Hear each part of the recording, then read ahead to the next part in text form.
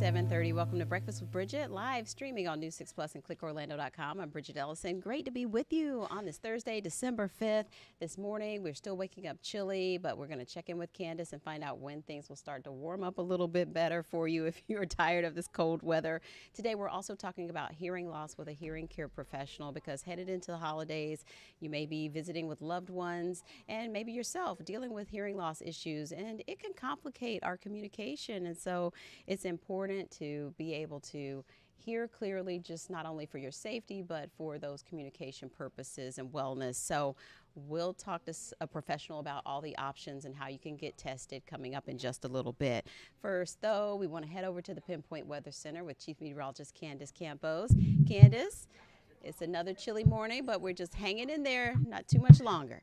You know, it's not as frosty as it was for the past couple of mornings. So this is our first morning without any frost or freeze advisories. So that's kind of a nice little turn, a little change of pace, really.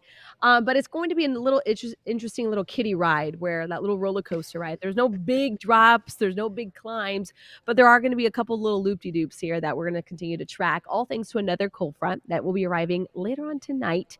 And because it's coming in tonight, it's going to add a lot more cloud cover, and that's going to drop all the heating of the day down at the surface. So where this morning we are waking up in the 30s and 40s, tomorrow we're waking up more into like the 50s, almost 60s. So Nice.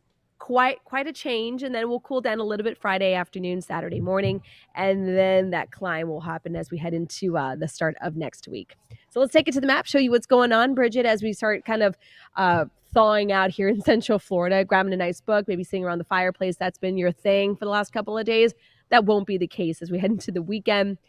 We are watching that next front that will arrive tonight. Maybe a few spotty showers possible. But overall, most of us should stay nice and dry. And then as we head into the weekend, that's when things are really going to start kind of really ramping up back to near 80 degrees. So right now, again, a little bit of patchy frost can't be ruled out across Marion County as we are waking up in the upper 30s. Along with some frost potential, there is also a little bit of patchy fog that's also starting to develop. We are starting to see that humidity creep up just a bit, all ahead of that next front. So that tied in with the light breeze and those clear skies has been forming a little bit of morning fog so far today, but overall shouldn't last too long. So as we take you here hour by hour, so you can plan out your day, 73. That is our official high today. Our average high officially is 75. Today's high is just a few degrees below that at 73. It's going to be pleasant, but notice by 8 p.m., normally we'd be dropping pretty quick down into the 50s. By that point, we're still going to be in the 60s. And again, that's all due to that cloud cover ahead of that front. So before I start talking about the front, let's talk about the warm weather before the front gets here. This is going to be tonight. You notice there is no frost or freeze potential for us anywhere nearby, unless you're north of Gainesville. So our overnight lows tonight will be about 49 in Ocala, where this morning we're at 39. So we're talking about a 10-degree jump early tomorrow morning. So I certainly will be using that 24-hour temperature change graphic tomorrow because it will be noticeable. We're at 56 for our overnight low tonight in Orlando, close to 60 though in areas of Cocoa Beach. So here comes that cold front. It will sweep through the area tonight. Notice there's a little bit of a ribbon of moisture that could clear parts of Central Florida. So we're holding that rain chance at less than about 10%. Once that front comes through, that cold air will settle in real nicely, and it's going to turn our Friday back into another cooler day. So Friday afternoon will be in down into the mid 60s, so it will be a cooler afternoon than what we're experiencing today. The coldest morning of this little stretch of this cold front will come Saturday. Saturday morning, temperatures in Orlando will be about 50. We could get down into the 40s across our northern zones, and then nothing but a step up in those temperatures. For Sunday, we'll be in those mid-70s, upper 70s by Monday, nearing 80 by Tuesday. Then we're watching the approach of another cold front on Wednesday. The timing is still we're still trying to figure it out. It's been a little bit of a trickier forecast, but it is expected to come through. But overall, the general consensus is between now and about mid-December, most of our averages are going to be looking slightly above average. So we're not talking about just crazy heat for the middle of December, but still where we should be like mid-70s, we might be more like upper 70s. But in the meantime, though, 7-day forecast showing a nice little dip in those temperatures once again on Friday. If you've been meaning to wear a certain sweater or whatnot, Friday will be the day to do it because after that, we're going to be much warmer, a little more cloud cover come Monday and Tuesday. And then again, watching for the progression of that next front that could bring us a little more rain on Wednesday, could drop temperatures back into the 60s by the end of the week, Bridget. Wow, I'm surprised to see an 80 on there. Oof. I know it's there. I mean, it's still Florida. It's still December after all. So, Ooh. as long as we just sprinkle those in every once in a while, Yeah. we don't need the stretch of 80-degree weather, I I think. know, but one week you're covering plants, the next week, You're in gotta, the pool. No, I'm yeah, just kidding. it's wild. Back at the water park, right? Okay. Exactly. All right, Candace. Well, it sounds good. Thank you. Bye. You're Bye. welcome. Okay, we want to check in with Trooper Steve. He is over there, just over Candace's shoulder. Hello, sir. Good morning. Good morning. How are you? I'm good. I'm thinking about how it's going to be so warm. Did you see that? The 80s on there? That's, Oh, I heard it. I saw it. I questioned it. And then I saw it again. And I was just like, okay, I'll take it. I think, that is Florida being Florida, reminding us that, look, at the end of the day, these cold fronts come and go, but it's still Florida. that was a So nice cold it's snap always while nice. it lasted. Yeah, I don't think it's going to go away. I don't expect us to get into the 90s ever anytime soon. So I think it's that perfect, comfortable kind of time that we all Hmm. wait for. And that's why we live here in Florida You're during the winter time. you're And those vested snowbirds up. come down here. You're vested up Oh, though, I'm I see. comfortable. So I what's had to up? step What's up outside to get. today? Yeah, I did step outside to get results one ready. I'll be over at I-4 World Drive area this morning about 10 a.m. talking about those delays and all the new things coming out there. I can't believe I'm just going to insert myself into probably some of the worst traffic possible, but let's go. This is what we get paid to do and hang out. So that will be at 10 a.m. clickorlando.com, I-4 World Drive area. We'll hit east, we'll hit west. That's probably all I'll have time to do. So Okay. All right. roadways overall not too bad today, Bridget. I tell you, December is so spotty It is. because you can never really know what the morning's going to look like. So let's just go straight to the roadways. I did have a crash out here. My camera is clean. It's just a little hazy out there this morning. This is going to be US 1 in Titusville at State Road 406. That puts you right at Garden Street. You can kind of see some flashing light in the distance there. Your right lane is currently blocked. So just be careful. Again, this is in Titusville, just south of the Mims area out there, close to the bridge. Titusville PD on scene at that. DOT cam showing I-4 out by our attractions, kind of where I will be a little later. Very slow this morning eastbound, but this is to be expected. Your drive time is not horrible. I mean that. I genuinely mean that. From Champions Gate to 408, 34 minutes. Sometimes at this time we're at 38, 40, 42. So these delays starting a little late, and I contribute this to the holiday season. So many people taking vacation during these times that we start to see that kind of help out with traffic. Poinciana Parkway, if you're leaving that area, our southwestern portions, Campbell City, intersection, stuff like that, pretty routine this morning. So to get down there, 23 minutes once you hit Osceola Parkway, and from Seminole, only 27. Williamsburg, 528 and the Florida Turnpike checking out good, and your 528 drive times no matter where you're starting, no matter where you're stopping, in the green this morning, Bridget. So pretty good start. I'm trying to keep my head in front of the beam here that keeps coming out there. Like Candace mentioned yesterday, a lot of construction in here this morning, so it's going to be here for a while. So hanging out. It'll be a good Thursday. Yeah, and like you said, you'll be out near, you said I-4 and World Drive. You have the So, attractions area, that 192 Gaylord Palms area, all that celebration. okay. Reason why you and I don't go to Tampa.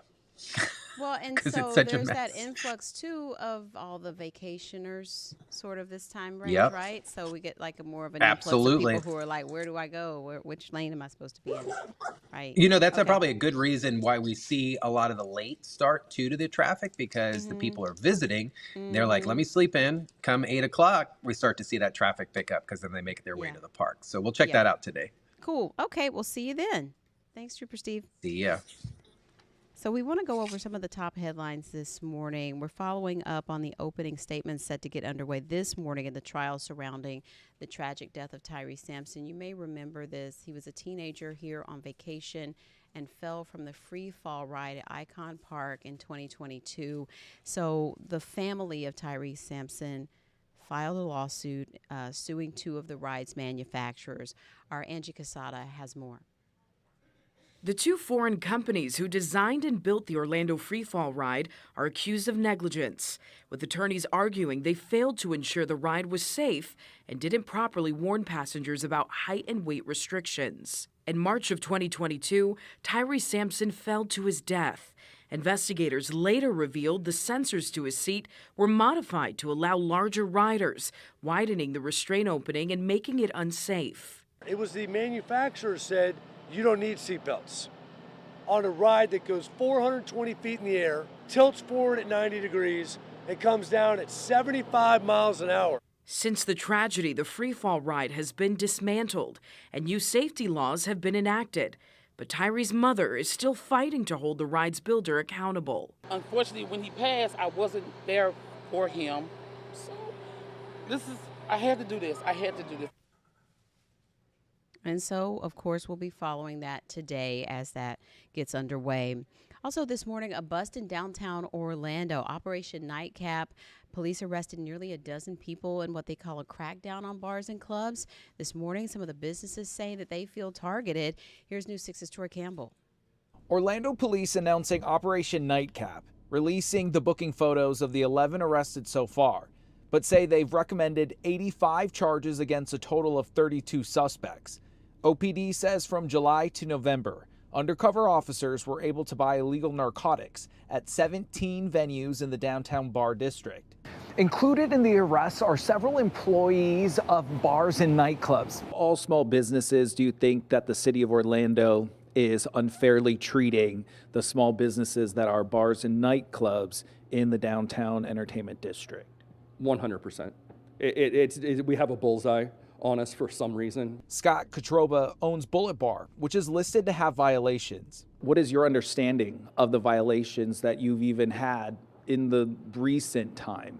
We are not aware of any violations. We have a strong communication with the city and code enforcement, and we communicate with them probably 3 to 4 times a week on what's going on, what's going well, what's not going well, if we need to tighten things up. So we're unaware of any violations. Orlando police say 23 venues had a total of 150 after midnight alcohol sales permit violations when it came to ID and weapon scanning. Orlando police also say in some instances, undercover officers were able to get into bars with firearms because no one wanted them at the entrance. They also say although being required, in some instances their IDs weren't scanned or even checked.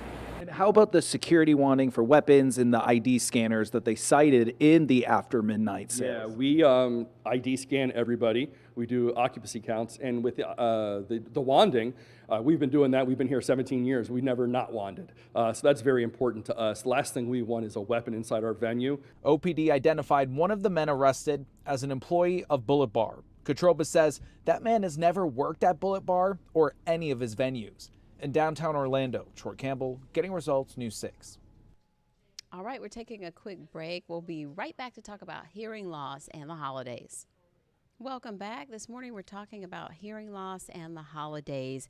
And for many Americans, tuning out this time of year is not always about avoiding awkward conversations or politics at the table.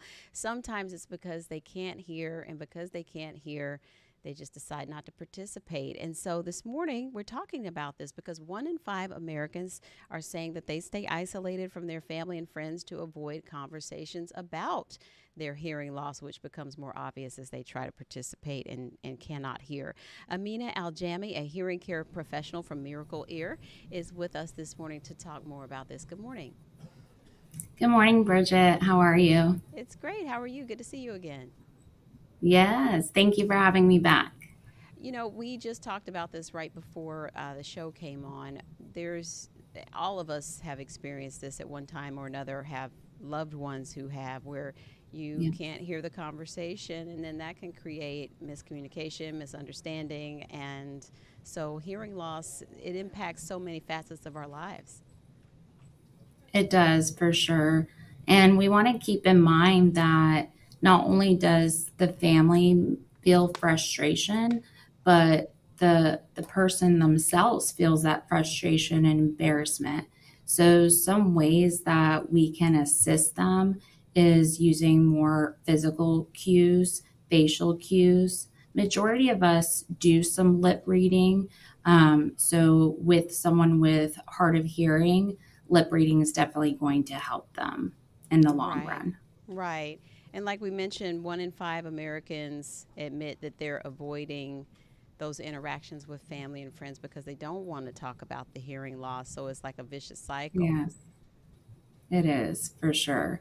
But communication is what ties us all together. So being supportive to that family member and telling them about the health risks and just educating them. We want to be the advocate for our family members and educate them on hearing loss and how to prevent it. Right, right. And so when I say, it impacts all of us, there's that, like you said, the health element as well. So how does that tie in to their health when we talk about the hearing loss complications? So, hearing loss can put us at risk for falls, dementia, Alzheimer's, isolation, fatigue. We know that there's so many studies out there now that are showing the links between even a mild hearing loss and dementia. So, definitely getting some education and seeking professional help is definitely the first steps we would want to take. Mm-hmm. And so if you suspect that your loved one is sort of withdrawing because they may be struggling with their hearing and don't want that to really show, how can you broach that topic? Because sometimes people feel sensitive, their feelings might feel hurt. So it can sometimes be a touchy subject to approach because maybe they It don't want the is. hearing aids. Yes. So we want to approach it, at a slow rate. Like I said, talking about the education behind it, how it's going to improve their overall health, but also so they don't feel like they have to be isolated from conversations.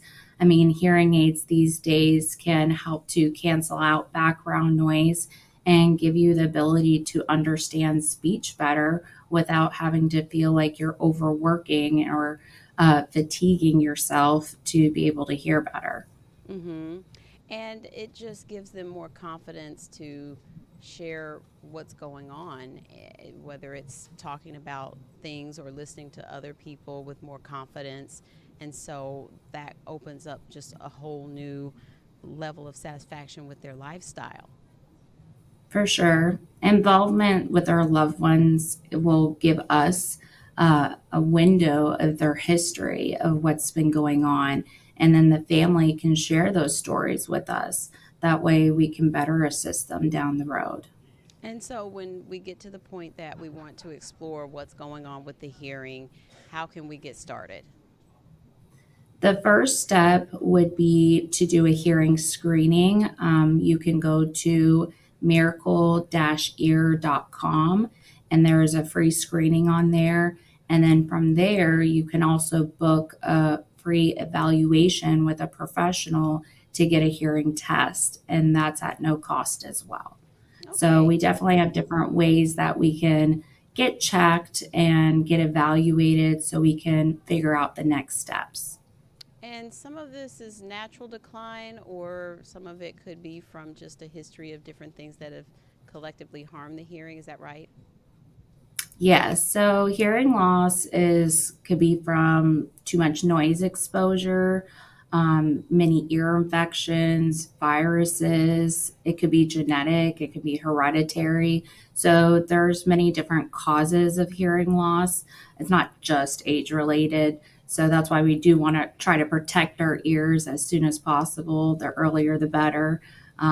Getting your hearing checked when you're 55 or older is always the best way to keep an eye on things. And so, if you do have a certain level of hearing loss, could that also open you up to maybe disability benefits or some other ways that can help cover the treatments and the hearing aids? Insurance is one. If we have a supplement plan that can help assist with hearing aids, we have so many different solutions for patients that need hearing aids, and those different solution levels come at different pricing, so they can range anywhere from 2,400 and up from there. And then if we find that that's still out of our budget, we do have a Miracle Ear Foundation that is the gift of sound that's been around since 1992, and we've helped over thousands of patients hear better. Wonderful. And so there's Yeah. also that option of over the counter as well now. How would you like to describe that? Is it like an entry level thing you could try if maybe you're just not sure if you want to do hearing aids, or what would really be the big differences because you offer more custom fit at Miracle Ear? Correct. So if we're feeling that we at least want to start our journey with hearing, if we have like a mild hearing loss, the over the counter could be suitable, just keeping in mind that over the counter is not prescription based. So it may not help you. It can actually maybe hurt us a little bit.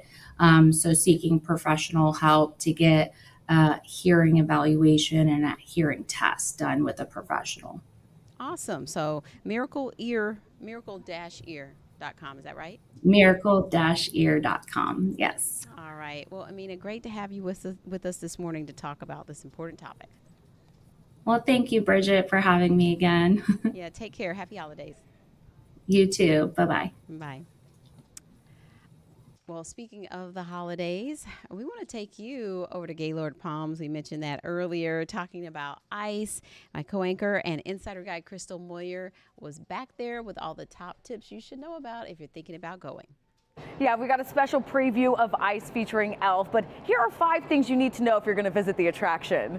First off, you'll want to stay warm. Good news is Gaylord Palms provides a blue parka for you, like this one, but you may want to bring some gloves with you for extra warmth. Why? Well, this brings us to number 2. Because ice stays at a frigid 9 degrees to maintain the integrity of the sculptures. There are 7 different air handlers to make sure the space stays cold.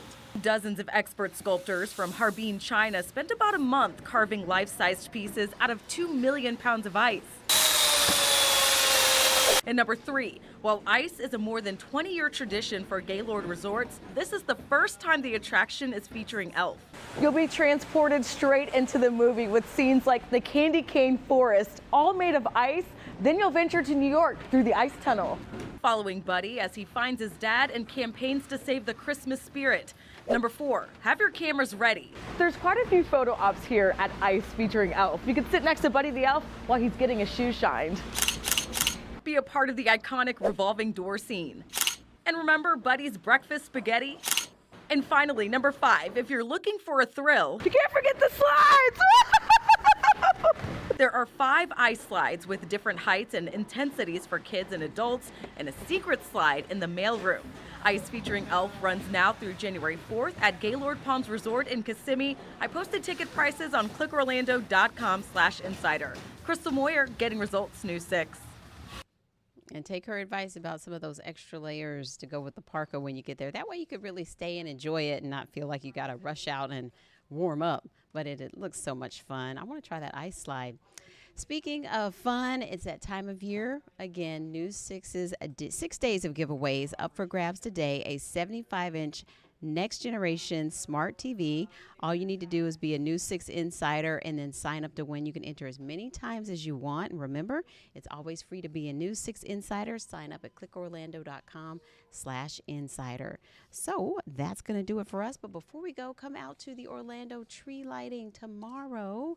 And that's going to be starting at 5 p.m. at Lake Eola. So hope to see you there. The whole morning team will be there at the band shell. There will be a beautiful Christmas concert and, of course, all those beautiful lights around Lake Eola. Lots of cute photo ops. You can see the nutcrackers there right around the tree. It is synchronized to music, so don't miss it. You can also probably watch it live on clickorlando.com or at least catch a recap if you can't make it out to Lake Eola, but we hope to see you tomorrow. But that's going to do it for us for now. We'll see you back here at noon. Have a great morning.